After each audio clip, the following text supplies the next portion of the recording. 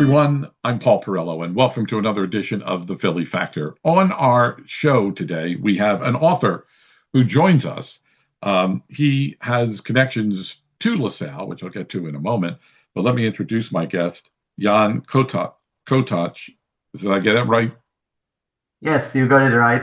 Thank Okay. you for having me, I've Paul. been I've been practicing all week, but thanks for agreeing to do this interview and to talk about your great work.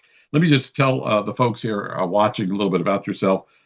Jan is a Czech military science fiction and space opera author. He is the author of several science fiction books and creator of Hirano Sector Universe. He is also a graduate alumni of LaSalle University. He participated in LaSalle's Prague program. And Mhm. so I would like to thank you for your time and welcome you to our show and to talk about your books. And Mhm. the first thing that jumped out at me, and I think it would be a good place to start, is what is space opera? That's the first Okay. thing. That's a term that I've never, I mean, I've heard of soap operas here in the United Yeah. States, but what is space opera? Well, it depends. If you ask 10 different theoreticians on the genre, you will get 10 different answers. But you are right, it's sort of connected to soap opera in a sense that it started as an insult, and then people who are readers and writers of that genre sort of took it as their own. I see. And and so the way I understand it and the way I approach it, it's like it's a science fiction that is not so much about the new technology. It is about the new technology, but the new technology is not what moves the story. It's I more see. about characters, adventure, and the technology and the different planets. It's there as mostly like I don't want to say it's setting. It's setting. It's like the Okay. props. Okay. So typical example of space opera is Star Wars, of course. Okay. But of course, Star Wars is we can call it also science fantasy, and but even Star Trek is space opera, definitely. Wow, I just learned something there. That's pretty amazing. So, have Yeah. you always been um, a space opera fan or a science fiction fan? Or, I mean, tell me a little bit about growing up. I mean, was this always what you wanted to do to write in this genre, or give me a little bit of background on yourself? Yeah, well, I always like science fiction, but it wasn't the only thing I liked. Of course, growing up in the 90s, I liked all the 80s action movies and all that stuff. I, of course, were a huge Star Wars fan, but I also like, I don't know, James Bond movies and everything in between. And when I was a child, I wasn't like a super reader. I was reading, but I guess like many people, I was started reading more when I was in puberty, and and then and I was reading a lot of science fiction and new and old, and I also was reading fan fiction on the internet, and that was early 2000s. And at some point, I guess my writing journey, I was always telling stories. I even as a child, I'm not the only child, but I always enjoyed playing by myself because no one bothered me. And that's basically what I do as a writer. I play myself and I am all the characters and I can do whatever I want. But but I guess the genesis of me writing some fiction began when I was reading something that was really, really bad, and I was probably very loud in complaining how bad it is, and probably someone in my family said something like, "Well, if you are so smart, why don't you write it yourself?"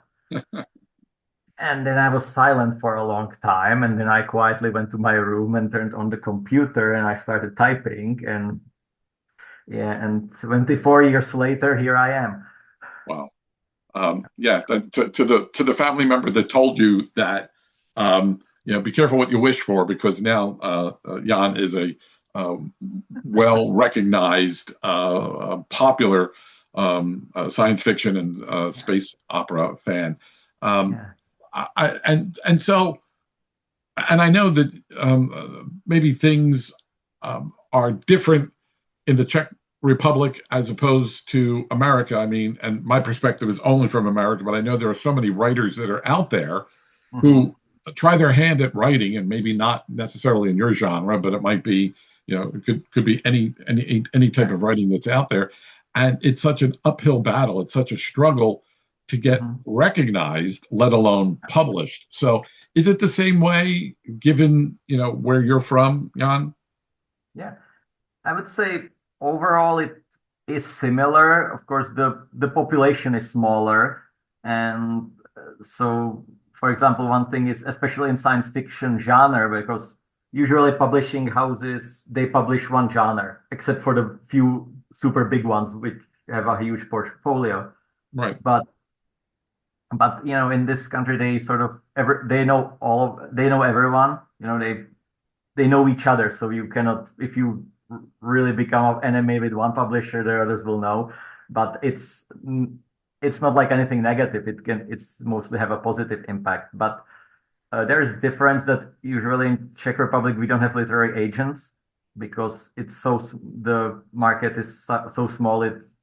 Agents won't be worthwhile. Well, there are some, but I've never thought about using an agent. And at this point in my career, I don't see why I would need to do that in the Czech Republic. Hmm. But as for getting in, I think in science fiction, it may actually be not easy, but easier.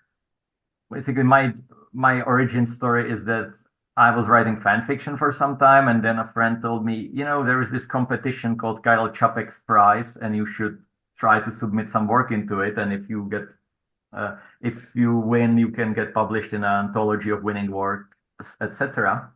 And for American readers, Kyle Čapek is the Czech, or was the Czech writer. Among other things, he wrote science fiction, and he invented the word robot. It's Okay. from his play from 1920. Wow. And and so and actually this year we published some collection of Czech writers in English, and it's called From the Land of Robots, and edited by Julia Nováková. But back to the competition, I've written a novella. I submitted it to the competition, and a few months later, I got message from the administrator that I won in the category, so I will be printed. And I was like, "Yeah, cool, nice, great." And then she sent me another email, and the email said, "Oh, by the way, one of the people in the judge panel is Mr. Egon Čierny from publishing house Poutník, and he wants to talk to you." Wow. And and then I met him, and he asked if I would expand my novella into a novel, and I said I felt it's not a material to expand, but I said, "Hey, I'm in the middle of writing a novel. How about I finish the novel and give it to you?" And he said, "Okay, fine, do it." And that's my origin story as a published author. So when I tell this to my author friends, they stop talking to me. Yes. That's I mean, I was going to ask about the competition because really that competition really opened doors Yeah. for you. I mean, it really did. Yeah. It really gave you that Yeah. springboard that you needed, for your career. Yeah. And I don't know. I mean, I don't want to paint with a broad brush here, but I don't know of too many authors who would pass up that initial opportunity from your publisher to say, can you expand this? Because most, I would think, I should say most, but some would probably just jump on it and say, yes, yes, I'll do it. But you Yeah. pushed back a little bit. I was young and stupid. I would probably also expand it, but I think the reason was that even before I knew that I won in that competition, even before I started writing the novel, and I felt like this novel would be a better first step. But if the publisher, I guess, I don't know, it was 15 years ago, but if the publisher would say, "Yeah, I don't like this novel. I would prefer the novella. If you expand it, I would expand it. Of course, I would." Yeah. And there's nothing wrong with being young and stupid. But Oh, there's definitely, yeah. there's nothing wrong with that. Let me just tell our viewers here about some of your books. One book is The Protector's Legacy, Defenders of Civilization, Emperor in Exile, uh, Too Close an Encounter, and then there is Frontiers of the Yeah. Imperium. Is Frontiers of the Imperium your most recent book? Now, it's the first book in a four-book series that's been published in English, and all that you mentioned are in the Central Imperium series, except for Too Close an Encounter, which is the novella that won in that competition. I see. And well, it's a little longer now than it used to be in that thing, but yeah. So what I have now in English is the four-book Central Imperium series, starting with Frontiers, and then Too Close an Encounter, and the newest book, which is sort of side note to the Central Imperium, is a book that was published a few months ago called Unholy Compromises. The listeners cannot see it, but I'm showing it to the camera, and it's been published by Nazca Press in August. And it's actually a book that's unique on the English market because this book has no Czech equivalent, Hmm. because it's a collection of stories from the Central Imperium universe, and I added a framing story, like explaining why the characters are talking about each individual story, and I put that in the book form. And on in the Czech Republic, I haven't done that because in the Czech Republic, the various stories were published in magazines and anthologies, and I cannot do the same type of book here yet because some of the anthologies, they hold the rights for a few more years, Mhm. but they don't hold them on the English market. So I can do this on the English market. So I like to say it's like Canterbury Tales in space, except for one story, which is a little bit like Decameron in space. Le- Um, how when you write, or how do you write? I mean, because I'm just hearing you, tell me all of this information. And I'm like, okay, so is Jan writing in his native language, or is he writing in English? And then, if you're writing in your native language, and then you have to um, uh, have it published in English, I mean, there's got to be a little bit of confusion, or a little bit of maybe um, splitting hairs in trying to translate your native Yeah. language into English, or vice versa. I mean, so Yes. how do you write? Okay. Most of my books are written in Czech and they are published in Czech, and because that's where most of my readers are so far, and that's to go in a little economical. That's what pays the bills.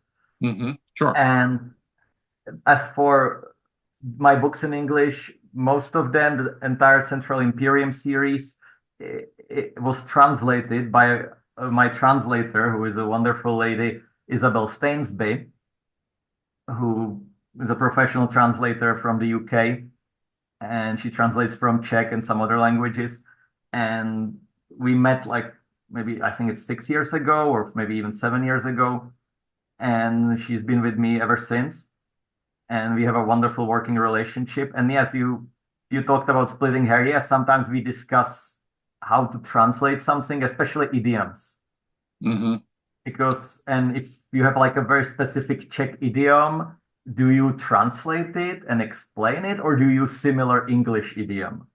I Uh, see. Okay. and one example, this is not actually in the book, but it's an example. Like for example,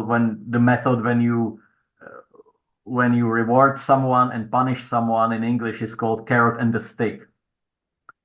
In Czech language, we have very similar saying, which says sugar and a whip, which means exactly the same thing. But of course, if you say sugar and a whip in Czech, in English, you would have to say in the same context carrot and the stick, Right. because Right. Right. that's the same meaning. Yeah. Um, Interesting, and I'm glad I asked that question, because it really clears a few things up. Because some people might be wondering, if you were the actual translator of from Czech to English. But kudos to the translator that you've been working with. So, Yeah, that's just to add, there are some stories that I've written directly in English, and right now okay. I'm working on a novel with American writer David Weber in his Honor Harrington universe, and Mhm. I'm writing that thing directly in English, Okay. and it's an expansion on a novella I did for him. But okay, So is that more? I'll use the word complicated if you're writing in English as opposed to your native language. I mean, obviously you can converse with me in English, and I'm sure you have an understanding and knowledge of the English language. But I mean, while English is not your native language, Mhm. now that you're writing, like you just said, in English, i- is that more of a challenge for you because you're not necessarily writing in your native language? Mm, I think it has advantages and disadvantages. You're right, it's not my native language, but I speak in English. I sometimes teach English, and I'm an alumni of American University, so Sure. of LaSalle. So I've written my bachelor thesis and my master's thesis in English. So I have experience with that. And yeah, I think probably it's possible. You will have to ask my editor that, but probably I have more typos in English than I do in Czech, and I have lots of them in Czech because I'm pretty big on typos. And so, yeah, probably that happens more in English.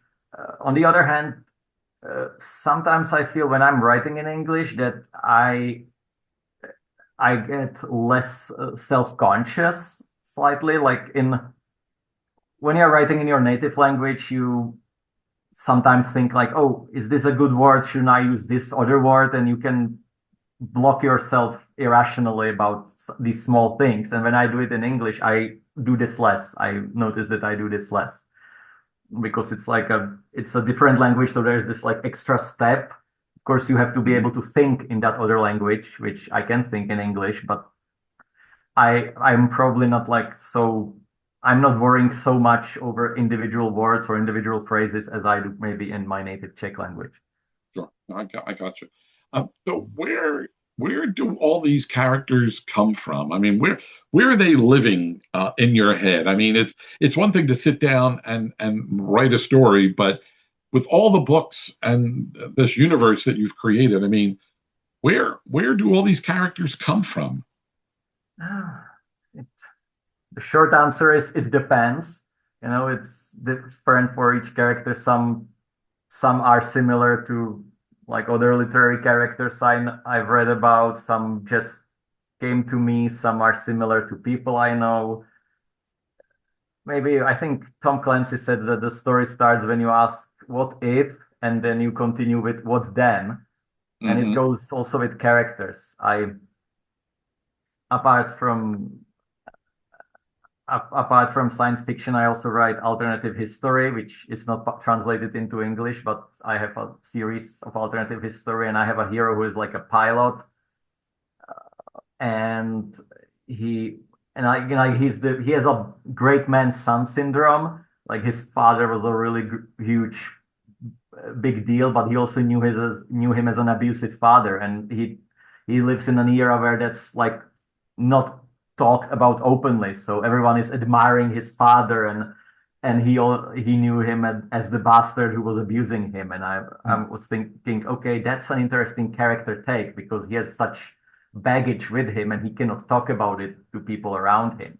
Sure. So that was one thing. Or in the Central Imperium series, I have a one of the main characters is lady named Hila Eban, and she is like ex-super commando, genetically modified super soldier.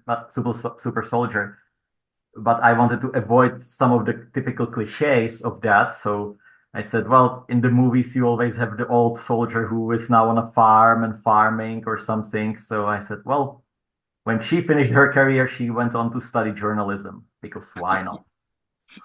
And that's I think that's a wonderful approach to create anything. It's important question is why, but equally important question is why not? Yeah. Very, very important for sure. Um, Given this genre that you're working in right now, and these books that you've written, and the characters that you've created, and these worlds that you have created, I don't know. It seems to me that um, it's got the making of just more than a book. I mean, Mhm. I'm sure. And maybe this is like putting the cart before the horse, but have you ever thought that maybe someone might take note of your work and say, hey, this would make for a real interesting movie franchise? And I've interviewed a number of authors who have found themselves in similar circumstances where they have poured their heart and soul into a book, and then lo and behold, some screenwriter comes around or some producer comes around and says, hey, we're interested in, you could fill in the blank. I mean, have you thought about that? Well, I think every author have thought about that. Sorry, and but it's like in a category. Yeah, it would be it would be nice. Feel free to call me. But I think in this business you cannot hold your breath and you cannot focus all your attention and hopes on like one thing. So this is a category. Yeah, nice to have, but I've recently spoken with some author friend, and he was saying things like, "Well, I think I think when Netflix gives me the deal, I think this book should be animated series, not a live action." I'm like, and I'm thinking, well, hey, friend, you are getting a little ahead of yourself, you know?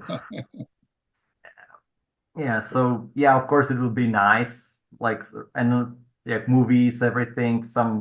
One friend recently asked me, why am I not thinking about turning my books into manga?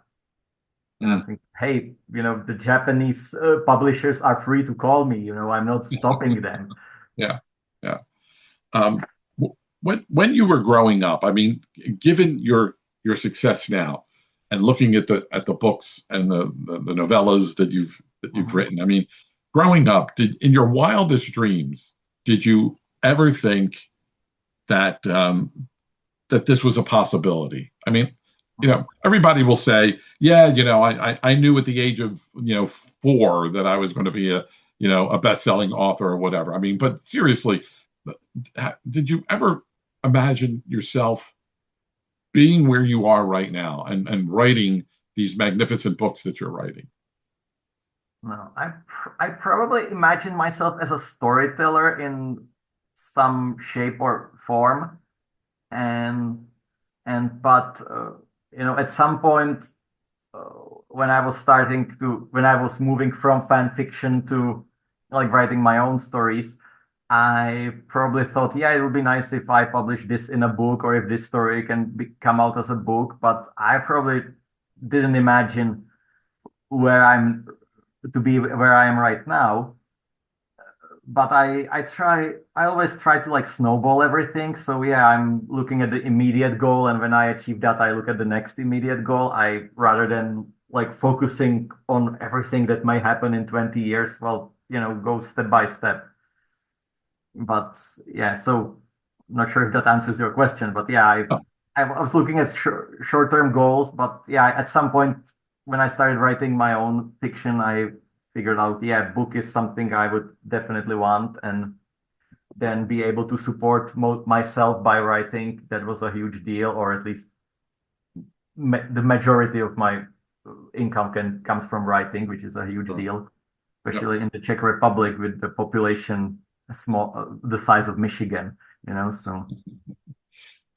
Well, we just have a few minutes left, and I have to ask. I mean, given your success in the Czech Republic, and now all of a sudden bursting onto the bigger screen or the bigger stage with American readers now and fans finding you and Mhm. appreciating your work and reading your books. I mean, uh, how does that make you feel? I mean, given the fact that here you are, um, on this in this big universe now, as opposed to a little small cosmos that was the Czech Republic. So, pardon the space puns, but I think it's a fair question that how are you dealing with the success now of the American market and American readers? Yeah. Well, honestly, I'm not thinking about it that much. I enjoy when someone writes to me and says, "Hey, I enjoyed your book and it was great." And now those people are also speaking English, and that's great. And I enjoy, like, a few months ago, I was in Seattle at Worldcon, and I was selling my newest book at the little kiosk and interacting with people, and I enjoy that a great deal. I don't think the readers are like so very different in America compared to the Czech Republic. I think they are eager to something new and maybe some new perspective. But of course, I enjoy it, and I right now I'm focusing on the next novel, which my translator just turned in. So hopefully, in a few months, we will have a new book in English, which will be a standalone. And I'm also putting together an anthology of Czech and Slovak writers and maybe other European authors as well to come out in English. And we have several American A-list authors agreeing to have a guest story in there, which would be kind of cool. And I'm also working on the Honor Harrington novel with David Weber now. So they are all great things, but I'm like focusing on the immediate next goal. So I don't overthink it too much. Sure. Where is home for you now? I mean, is home the United States? Are you back in the Czech Republic? I mean, where's home? Yeah, I live in Prague, Czech Republic. I've always lived here in this city. I I visited America several times. I like to travel, so I visited all kinds of countries, but home is where am I right now in the Czech Republic. Well, we want to wish you continued success. I mean, this has been a fascinating half hour, and I could go on for another half hour with you. And maybe when your next book comes out, we could have you back on again. And so, what is the I time would difference? love I to. mean, as we sit here and record, it is almost 3 o'clock here on the East Coast, and you're in the Czech Republic. What time is it there? It's a little after 9 p.m. Okay, all right. And I have to say, you're the first guest that we've ever had live with us as we tape from the Czech Republic, and so that's sort of exciting for us too. And it's great when the technology works that we have no problems, no glitches with the computer. So that truly is an amazing feat unto itself. Yeah, I want to it's wonderful, and it's one of the sci-fi things right here. That's right, absolutely. Well, Jan, I want to thank you for your time, continued success, best of luck, and we look forward to watching your career and see how it goes and where it goes, and we'll have you back on again to talk about your next book when it's released. Yeah, I would love to come back again. Thank you for having me. Thank you so much for spending some time with us here on the Philly Factor. My name's Paul Perrello. Thanks so much for being with us. We'll catch you next time around.